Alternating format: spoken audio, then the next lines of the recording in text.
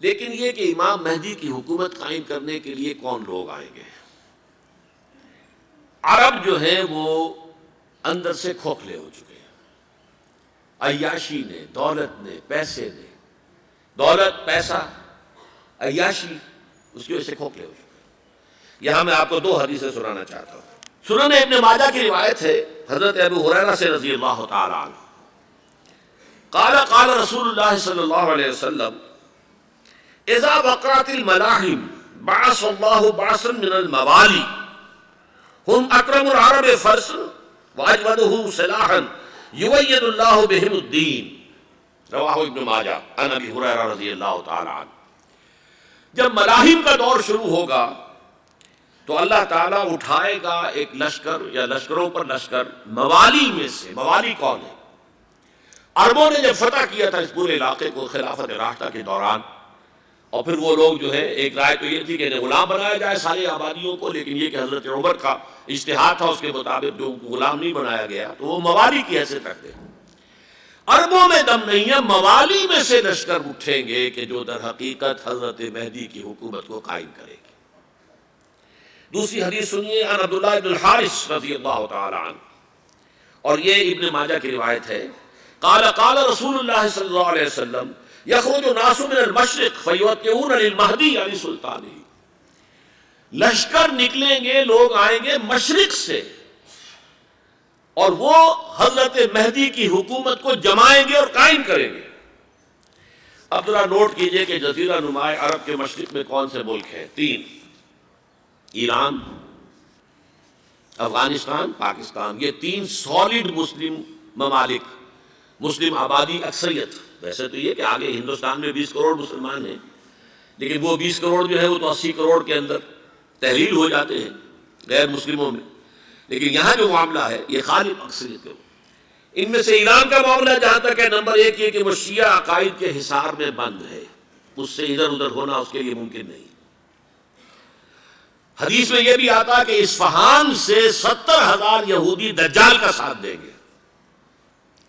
لیکن بہرحال خراسان ایک صوبہ ہے افغانستان کا اس وقت بھی، شمال مشرقی کونے میں، مجھے امید ہے وہاں سے خیر کی، کیونکہ خراسان کا لفظ وہاں پہ شامل ہے، اور حضور کی حدیث میں بعد میں آپ کو سناؤں گا کہ خراسان سے فوجیں چلیں گی جو یروشلم کو دوبارہ حاصل کریں گی، فتح کریں گی۔ جیسے پہلے یروشلم کھویا عربوں نے تھا، دوبارہ حاصل کیا تھا کرد نے، کرد خون صلاح الدین ایوبی رحمۃ اللہ علیہ، ایسے اب پھر عربوں نے کھویا ہے، لیکن لینے والے خراسان سے لشکر آئیں گے۔ یخرج من خراسان رایات سود لا یردها شیء حتی تنصب بإیلیا، خراسان کے علاقے سے کالے علم لے کر لشکر چلیں گے جن کے رخ کو کوئی موڑ نہیں سکے گا جب تک کہ وہ جا کر یروشلم میں نصب نہ ہو جائے۔ اس کے بعد نام آتا ہے پاکستان کا۔ یہ ہے میری اور آپ کی داستان، اور یہ ہے سبب جس کی وجہ سے کہ میں آپ سے یہ گفتگو کر رہا ہوں۔ اصل میں تو کس لیے؟ محض ایک علمی استفادہ، محض اپنی بات آراء کو ظاہر کرنے کا شوق نہیں، بلکہ یہ کہ اپنی ذمہ داری ہم پہچانے کہ ہم کس مقام پر کھڑے ہیں۔ دیکھیے، اس پاکستان کے بارے میں یا ہندوستان کے بارے میں علامہ اقبال نے کہا تھا اپنے ترانہ ملی میں، میر عرب کو آئی ٹھنڈی ہوا جہاں سے، میرا وطن وہی ہے، میرا وطن وہی ہے۔ اور مجھے بتایا گیا کہ سنن ابی داؤد میں یہ روایت موجود ہے کہ حضور نے فرمایا کہ ہندوستان کی طرف سے مجھے ٹھنڈی ہوا آتی، اگرچہ مجھے وہ حدیث ابھی نہیں ملی ہے، لیکن حزب التحریر کا ایک کارڈ مجھے ملا تھا، تو اس میں اس حدیث کا اور اس میں ابو داؤد کی روایت کا حوالہ موجود تھا۔ لیکن میں جو چیز آپ کو بتا چکا ہوں وہ یہ کہ الف ثانی کا پورا تجدیدی کارنامہ اس ہندوستان کی سرزمین میں ہوا۔ مجدد الف ثانی شیخ احمد سرندی، شاہ ولی اللہ دہلوی، سید احمد بریلوی، وہ تو ہمارے پاکستان میں آ کر جو ہے ان کا خون جذب ہوا ارض پاکستان میں۔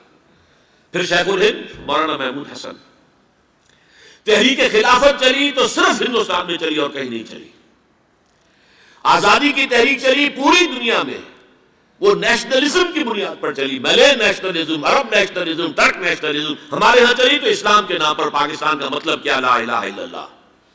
پھر پاکستان قائم ہوا معجزے کے طور پر، بلکہ نازل ہوا ہے لیلۃ القدر میں، انا انزلناہ فی لیلۃ القدر، جیسے قرآن نازل ہوا لیلۃ القدر میں، یہ پاکستان بھی نازل ہوا لیلۃ القدر میں۔ اس کا برقرار رہنا ابھی تک معجزہ ہے۔ ہندو یہ سمجھتا تھا، کانگریس سمجھتی تھی کہ جھٹ پٹ ختم ہو جائے گا۔ پھر یہ کہ اس کا قرارداد مقاصد کا پاس ہو جانا، مزید بھی اور اضافی دفعات دستور میں آ جانا، اب کمرشل انٹرسٹ کو ربا قرار دے کر حرام قرار دینا، یہ سارے لینڈ مارکس ہیں کہ جو اشارہ کر رہے ہیں کسی چیز کی طرف، معاملہ کدھر جا رہا ہے۔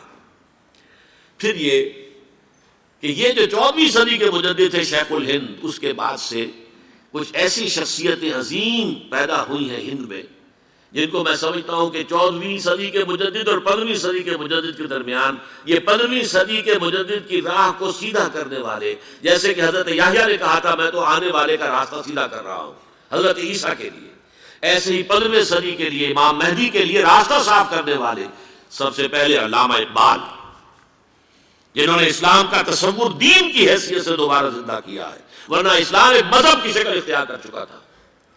پھر مولانا مودودی، مولانا ابوالکلام آزاد حکومت الہیہ کے نعرے کے ساتھ میدان میں آئے۔ یہ اقبال نے جو تصور پیش کیا تھا اس پر عملی جدوجہد کے لیے حزب اللہ قائم ہوئی۔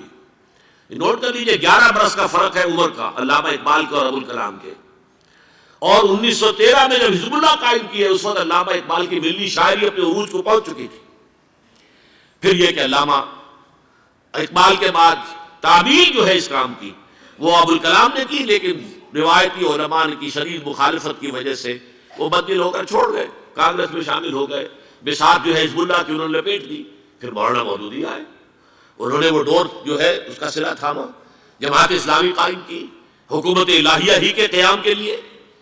اگرچہ میرے نزدیک یہ کہ وہ انتخابی اور ایک قومی سیاست کی ایک جماعت بن کر پاکستان میں جو ہے دلدل میں پھنس گئی ہے، اب ہم اس کی کوشش کر رہے ہیں تنظیم اسلامی اور یہ تحریک خلافت جس کے تحت یہ جلسہ ہو رہا ہے، یہ ساری چیزیں وہ ہیں کہ آپ کو سوائے پاکستان کے اور کہیں نہیں ملے گی پوری دنیا۔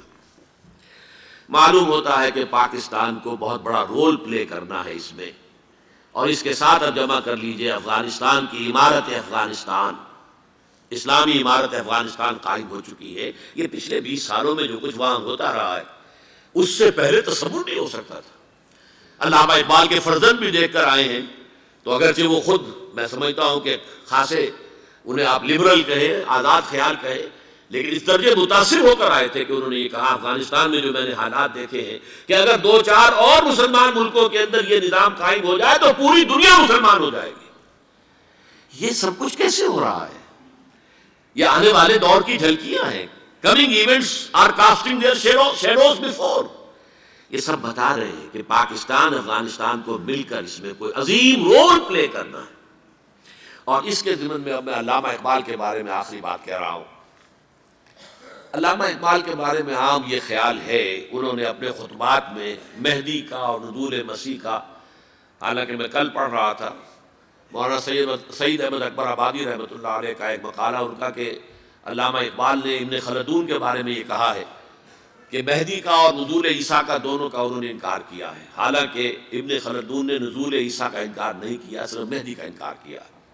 بہرحال علامہ اقبال نے خطبات میں انکار کیا ہے، لیکن یہ کہ اپنی شاعری کے اندر میں چیلنج کرتا ہوں کسی بڑے سے بڑے اقبال شناس کو، ان کا یہ شعر ذرا سنیے: خضر وقت از خلوت دشت حجاز آید بروں، کارواں زی وادی دور و دراز آید بروں۔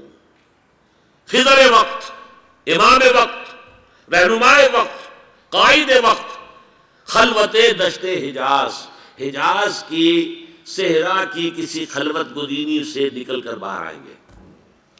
میں حیران ہوتا ہوں علامہ کے اس فکر پر اور اس مصرے پر۔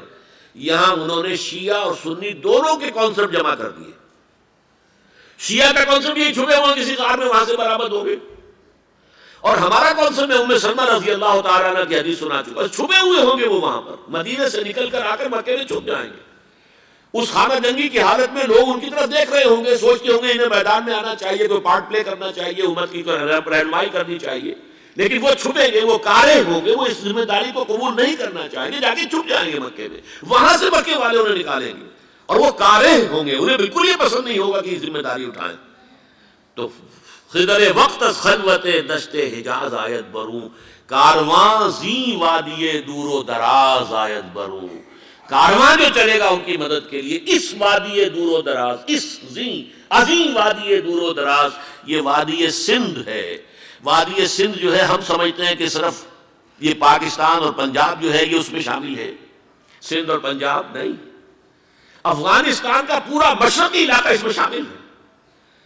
جیسے دریائے جیلم سندھ میں جا رہا ہے، جیسے دریائے گلگت سندھ میں آ کر ملتا ہے، جیسے دریائے چناب اور راوی اور جیلم اور یہ سب جا رہے ہیں اور آ رہے ہیں، اسی طرح دریائے کابل کہاں سے آ رہا ہے، دریائے گومل کہاں سے آ رہا ہے، ٹوچی کہاں سے آ رہا ہے، یہ سارا جو ہے ڈرین جو ہو رہا ہے، ایسٹرن جو ہے پارٹ آف افغانستان، یہ سب وادی ہے۔ اس وادی کے یہ دو حصے ہیں، ایک حصہ جو ہے یہ ادھر پاکستان میں ہے اور اسی وادی کا دوسرا حصہ جو ہے وہ افغانستان میں ہے۔ کارواں زی وادی دور و دراز آیت بروں، کارواں چلے گا یہاں سے، یخرج الناس من المشرق یؤتون للمہدی علی سلطان ہی، مشرق سے فوجیں چلیں گی کہ جو مہدی کی حکومت قائم کرے گی، اور یخرج من خراسان رایات و سود، اور خراسان سے سیاہ پرچم چلیں گے کہ جن کا رخ کوئی بوڑھ نہیں سکے گا، حتیٰ تنصب بیلیا، یہاں تک کہ وہ جا کر یروشلم کے اندر نصب ہو جائیں گے۔ حضرات، میں ایک میری گفتگو کا حصہ باقی تھا لیکن میں اسے چھوڑ رہا ہوں، اس لیے کہ گلوبلائزیشن جو اس کی ہوگی، جو خلافت علی منہاج النبوہ کی تجدید کامل حضرت مہدی کے ہاتھوں عرب میں ہوگی، اس سے پہلے اس کے لیے محنت، کوشش، جد و جہد پاکستان اور افغانستان میں ہو چکی ہوگی جو اسے سپورٹ کرے گی اور وہاں جا کر حکومت قائم کرے گی۔ اس کے بعد گلوبلائزیشن کا جو مرحلہ اس کا ہے وہ حضرت مہدی کے ہاتھوں نہیں ہے، وہ حضرت عیسیٰ ابن مریم ان کے نزول کے بعد ہے، جن کے نزول کے بعد دجال کا خاتمہ ہوگا اور یہودیوں کا استحصال ہوگا، مسلمانوں پر بھی بڑی تکالیف عربوں پر آئیں گی، شرائط آئیں گے، لیکن یہ وہ میں حصہ ملتوی رکھتا ہوں کسی دوسری محفل ہو، کسی دوسری مجلس اور نشست پر۔